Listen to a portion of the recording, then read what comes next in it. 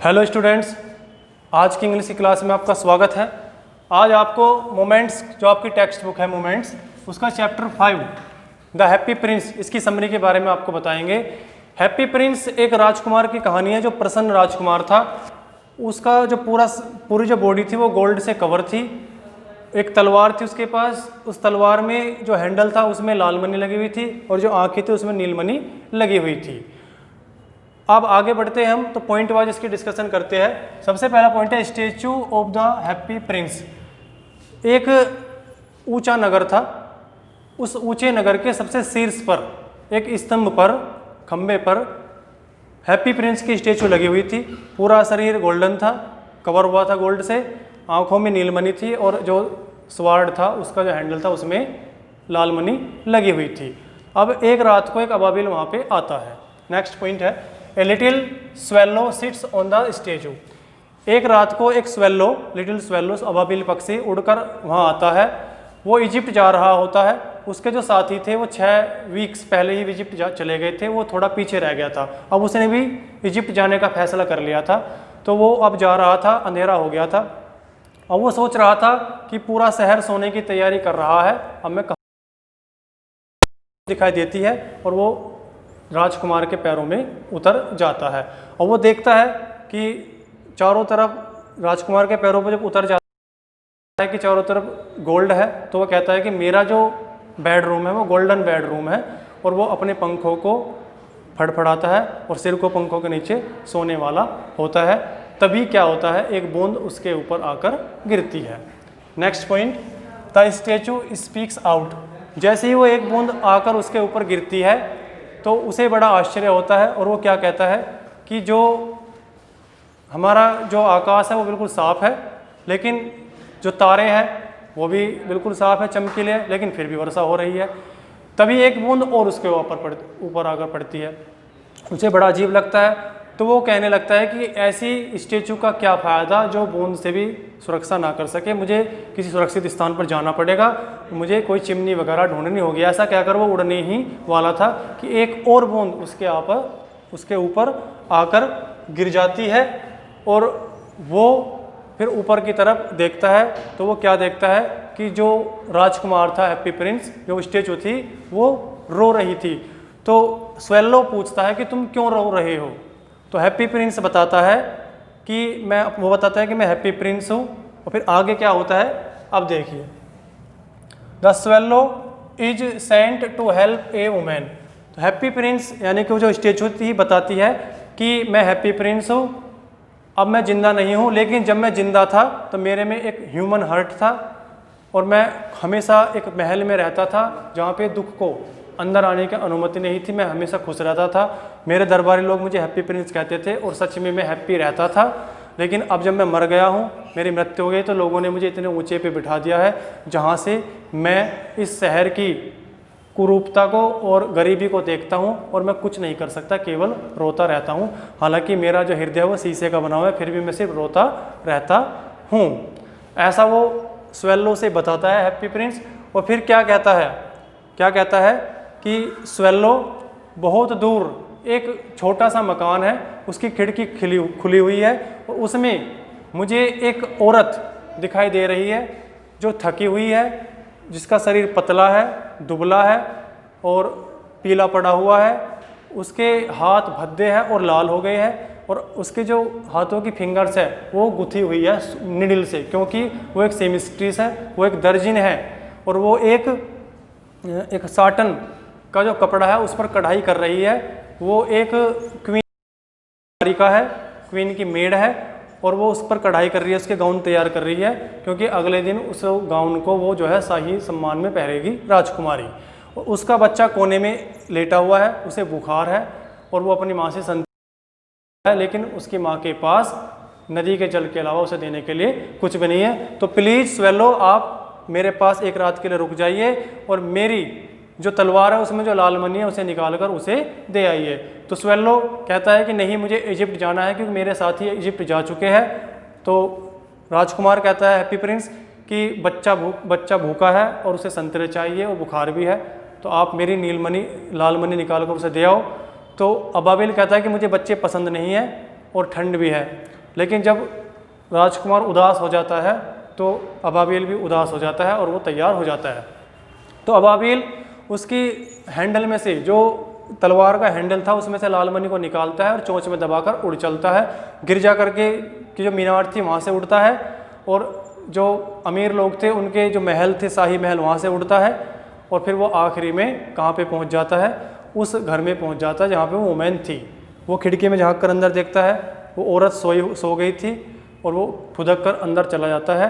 और जहाँ औरत जहाँ पे लेटी हुई थी उसकी फिंगर में जो वो कैप थी जो वो सिलाई करते वक्त लगाती थी प्रोटेक्शन के लिए, वहाँ पर वो उस लाल मणि को डाल देता है। और फिर जहाँ पे बच्चा लेटा हुआ था उसके चारों तरफ घूमता है और पंखों से हवा करता है और बच्चा सो जाता है। फिर वो अबाबिल वापस प्रिंस के पास आ जाता है, हैप्पी प्रिंस के, और बताता है कि उसने क्या किया। और ये भी कहता है कि मुझे बड़ा विचित्र लग रहा है कि इतनी ठंड है और मैं फिर भी गर्मी महसूस कर रहा हूँ। तो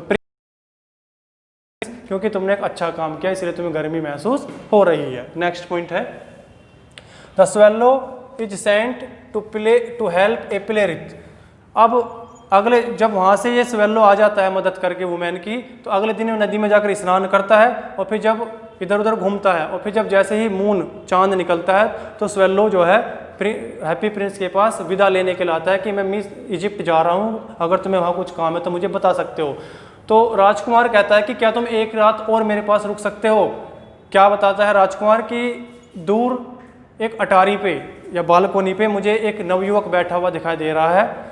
वो एक थिएटर के निर्देशक के लिए नाटक लिख रहा है।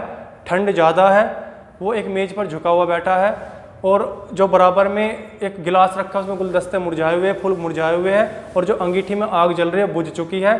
ठंड ज़्यादा होने की वजह से वो अपना नाटक पूरा नहीं कर पा रहा है क्योंकि उसके पास पैसे नहीं है ईंधन खरीदने के लिए। तो स्वेलो कहता है कि ठीक है, मैं आपकी, मुझे एक लाल मणि और दे दीजिए, मैं उसको दे आऊँगा।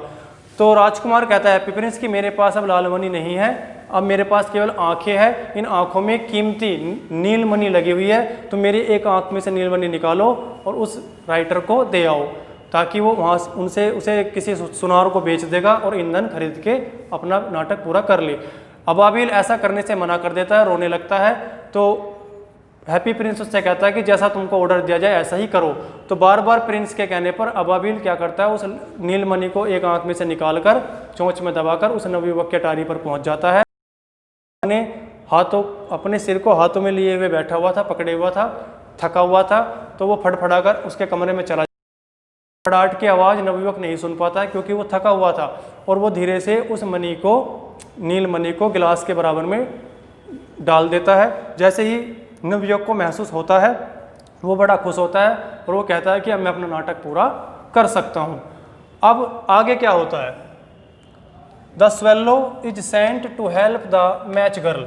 अब स्वेलो अगले दिन जो शिप थे, शिप की जो मस्तूप थी उन पर बैठता है और चिल्लाता है कि मैं इजिप्ट जा रहा हूँ, इजिप्ट जा रहा हूँ, लेकिन कोई भी उस पर ध्यान नहीं देता। अब वो रात के समय फिर से प्रिंस के पास आता है अलविदा कहने के लिए। तो प्रिंस उससे फिर से एक रात के लिए रुकने के लिए रिक्वेस्ट करता है और कहता है कि नीचे एक लड़की खड़ी हुई है, उस लड़की की सारी माचिस नाले में गिर गई है और वो बेकार हो गई है। अगर वो घर जाएगी बिना पैसों के तो उसके फादर उसको पीटेंगे। तुम मेरी दूसरी नीलमणि को निकालो मेरी आंख से और उस लड़की को दे आओ ताकि उसके पापा उसको ना पीटे। तो अबाबिल ऐसा करने से मना कर देता है, कहता है कि इस तरीके से तुम बिल्कुल अंधे हो जाओगे। तो राजकुमार कहता है कि जैसा मैं कहता हूँ वैसा ही करो। तो वो उस नीलमणि को वहाँ से निकालता है प्रिंस की आंख से और उस लड़की के हथेली पर रखाता है। लड़की बड़ी खुश होती है। फिर क्या होता है next, the swallow decide happy prince. नीलमणि को लड़की को दे के आने के बाद स्वेलो वापस प्रिंस के पास आ जाता है और कहता है कि अब मैं हमेशा तुम्हारे ही पास रहूंगा क्योंकि तुम अंधे हो गए हो, अब मैं तुम्हें छोड़कर कहीं नहीं जाऊंगा। तो प्रिंस कहता है कि तुम मुझे इस पूरे शहर की रिपोर्ट दो। तो अब क्या होता है, the swallow reports what sees. तो स्वेलो पूरे दिन इधर उधर घूमता है, नगर के ऊपर से गुजरता है और बताता है राजकुमार को आकर कि अमीर लोग अपने घरों में मौज मस्ती कर रहे हैं, पार्टी कर रहे हैं, जबकि गरीब उनके दरवाजे पर बैठे हुए हैं। छोटी गलियों में उड़कर जाता है, अंधेरी गलियों में, और बताता है कि बच्चे भूख से इधर उधर भटक रहे हैं और उनके चेहरे श्वेत पड़ चुके हैं, सफ़ेद पड़ चुके हैं। इस तरीके से वो बताता है। और फिर बताता है कि दो बच्चे एक पुल के नीचे लेटे हुए हैं और वे एक दूसरे को जकड़ कर लेटे हुए ताकि ठंड का सामना कर सके, तभी उनको दरबार वहाँ से जो वहाँ पे चौकीदार था वो भगा देता है और बारिश में वो भीगने लगते हैं। ऐसी स्थिति आकर बताता है। तो प्रिंस कहता है कि मेरा जो पूरा शरीर है इस पे से इस पत्ती को उतारो और गरीबों में बांट दो, क्योंकि गरीबों को सोना बड़ी खुशी देता है। तो अबाबिल वो सोने की परत को उसके ऊपर से उतार लेता है और गरीबों में बांट देता है। सभी गरीब जो लोग होते हैं वो बड़े खुश होते हैं। बच्चे खुशी से चिल्लाते हैं कि अब हमारे पास खाने के लिए रोटी है। आगे क्या होता है, विंटर सेट्स इन। अब अबाबिल के जो राजकुमार के पास ही रहने लगा था, अब सर्दियाँ शुरू होने लगती है और बर्फ़ पड़ने लगती है। अबाबिल इतनी ठंड पड़ने के बाद भी राजकुमार को छोड़ के जाने को तैयार नहीं था, लेकिन उसे ये महसूस होने लगा था कि अब उसका अंत समय आ गया है। तो जो बराबर में ही एक नान बाई था रोटी बनाने वाला, वो उसके पास जाता है, रोटी उठाता है, खाता है और पंखों से फड़फड़ा के वो अपने आप को गर्माहट देने की कोशिश करता है। और फिर वो आखिरी बार राजकुमार से कहता है कि गुड बाय डियर प्रिंस। तो राजकुमार बड़ा खुश होता है और कहता है कि अबाबिल तुम्हारा बहुत बहुत धन्यवाद, अब मुझे खुशी है कि तुम इजिप्ट जा रहे हो। तो स्वेल्लो बताता है कि नहीं राजकुमार, मैं इजिप्ट नहीं जा रहा हूँ, मेरा अंत समय आ गया है, मैं मृत्यु के घर जा रहा हूँ। तो राजकुमार कहता है कि मेरे होठों को चूमो। तो स्वेल्लो राजकुमार के होठों को चूमता है प्रिंस के और उसके पैरों में गिरकर मर जाता है। The statue breaks and melted. अब क्या होता है, तुरंत ही स्टेचू के अंदर से एक आवाज़ आती है और जो प्रिंस का जो हार्ट था, वो शीशे का जो हार्ट था वो दो टुकड़ों में डिवाइड हो जाता है, यानी कि वो टूट जाता है। अगले दिन सुबह सुबह जब मेयर, शहर का मेयर आता है और उसके जो साथी आते हैं कर्मचारी, वो उस स्टेचू को देखते हैं तो कहते हैं कि ये बड़ी भद्दी है और ये किसी भिखारी की तरह दिखाई दे रही है, इसे यहाँ से उतार लेना चाहिए और भट्टी में पिघला देना चाहिए। अब उसको जो है भट्टी में पिघलाने की कार्रवाई शुरू हो जाती है। पूरा शरीर उसका भट्टी में पिघल जाता है, लेकिन जो उसका शीशे का हृदय था वो भट्टी में नहीं पिघल पाता है। तो भट्टी के कर्मचारी कहते हैं कि ये इसमें नहीं पिघल पाएगा, इसको कहीं फेंक देना चाहिए। तो उसके हृदय को, दिल को निकालकर उसी जगह पर फेंक दिया जाता है जहाँ पर पहले अबाबिल पड़ा हुआ था। God ask his angel for two most precious things. अब स्वर्ग में गॉड इसे सब देख रहे थे तो अपने एक देवदूत से कहते हैं कि मुझे इस नगर में से सबसे ज़्यादा मूल्यवान 2 वस्तुएं ढूंढ कर लाओ। तो देवदूत जाता है, तो वो जहाँ पे अबाबिल पड़ा था वो अबाबिल को ले आता है और उसके बराबर में प्रिंस का हार्ट था, उन दोनों को ले आता है और जाकर गॉड को दे देता है। गॉड बड़ा खुश होता है और कहता है कि तुमने ये सबसे सही वस्तु का चुनाव किया है। ये छोटा अबाबिल मेरे इस स्वर्ग में हमेशा गाता मुस्कुराता रहेगा और ये जो प्रिंस है ये मेरी हमेशा प्रशंसा करता रहेगा। इस तरीके से ये अंत राजकुमार का और अबाबिल का हो जाता है।